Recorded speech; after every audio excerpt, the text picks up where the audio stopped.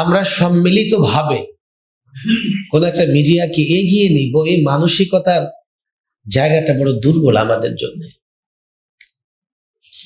এবং আরেকটা চ্যালেঞ্জ হচ্ছে এখন, এই চ্যালেঞ্জটা আমি যে কোনো চ্যালেঞ্জের চেয়ে বড় মনে করি, সামাজিক যোগাযোগ মাধ্যমে যে কেউ যে কোনো ধরনের সিদ্ধান্ত বা মতামত বা বক্তৃতা দিতে পারে। এটা আমাদের জন্য একটা বড় চ্যালেঞ্জ হয়ে দাঁড়িয়েছে। আমরা মিডিয়া ঠিকঠাক মতো রাখতে পারবো কিনা, কেননা আমাদের এই মিডিয়াগুলো বা ছোটখাটো মিডিয়াগুলো অনেকটা আবেগ নির্ভরই চলে। কোনোভাবে যদি সে মিডিয়ার বিরুদ্ধে কোনো ধরনের বক্তব্য বা কোনো ধরনের প্রপাগান্ডা ছড়ানো যায়, তো সে মিডিয়া থেকে লোকেরা কি হয়ে যাবে, বিমুখ হয়ে যাবে। সামাজিক যোগাযোগ মাধ্যমও আমাদের জন্য বড় চ্যালেঞ্জ হয়ে দাঁড়িয়েছে। তো এর মধ্যেও আমি মনে করি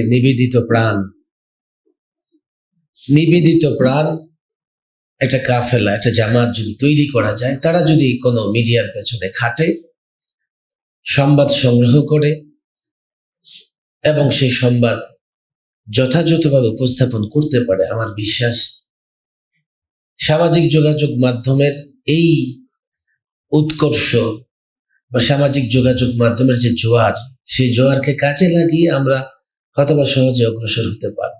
দীর্ঘ বক্তৃতা নয়, আমি মূলত শুভেচ্ছা জানাতে চাই ইনসাফকে, ইনসাফ পরিবারকে, ইনসাফের কর্ণধার প্রতিষ্ঠাতা মাহফুজ খন্দকার নানামুখী চ্যালেঞ্জ মোকাবেলা করে যিনি ইনসাফকে একযোগ পূর্তিতে নিয়ে আসছেন।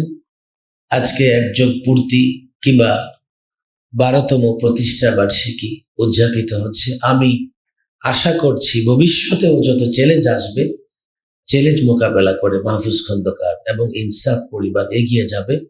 আল্লাহ তাবারক ওয়া তাআলা তৌফিক দান করুন। ওয়া মা তৌফিক ইল্লা